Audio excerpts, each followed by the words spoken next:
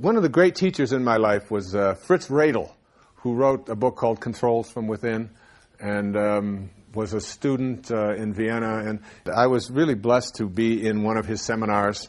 And I remember him coming in one day to this doctoral seminar. I think there were 6 of us.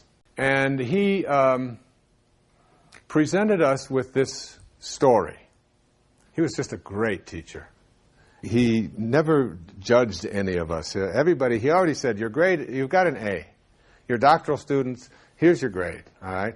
Now, you can come if you want to come. You don't have to come if you don't want to come. It's up to you.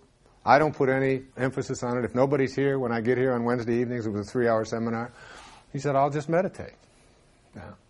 And not one person ever missed a class. I don't think I ever worked harder in a seminar than I worked for this man.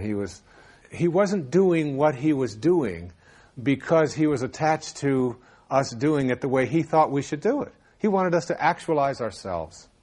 And he even said to us, self-actualizing people live from their divine self. They know the divine. And he said, imagine a person who's living at the highest level, who comes and shows up at a dinner party. And this dinner party, everyone is dressed in formal attire. Everybody has a suit on, not just a suit, but a black tie.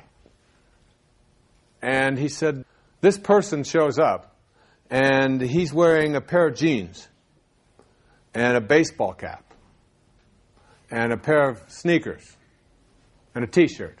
And he shows up at this gathering where everyone is dressed in formal attire. He said, the question is, what would he do? And he walked out of the room. He said, I'll be back in 15 minutes. Now, each one of us sat there, and we wanted to prove how cool we were, as a young doctoral student. And I had read this, and I had read Maslow, and I heard of Maslow doing these kind of things, and I even had an opportunity to meet Dr. Maslow and to study with him, which was a great honor. So I wrote what I thought would be his reaction. And then he came in and he said, okay, well, then read your answer. And I read what I had written down, and each person read it. Most of us wrote something like, well, he wouldn't leave, and he wouldn't make a big issue of it, and he wouldn't pay attention to that, and he's not into appearances, and so he wouldn't be concerned with whether the people liked it or not, and he would be independent of the good opinion of other people. I mean, I had it all down, right? And I gave all what I thought would be the right answers, how cool I would be. And each one of us read it, and then Fritz Radel said, none of you got it. He said, the answer is very simple. 3 words. He wouldn't notice. Now, it shows you how far we have to go. He wouldn't notice. These are people. And this is a level of trust that I'm trying to get you to understand, which is one in which the unfolding of God is what is seen by this person in each one of us and in everything that he sees in the universe.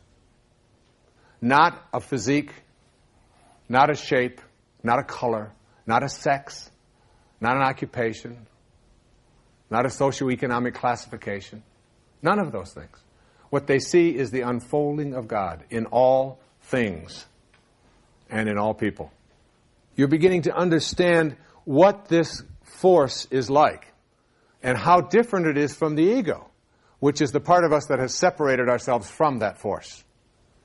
You have to be able to process this intellectual fact that there is an intelligence in the universe that doesn't know how to particularize. It doesn't know how to individualize. It has no preferences. It is everywhere at the same time. It has no judgment. It's just there. It's everywhere and in everything.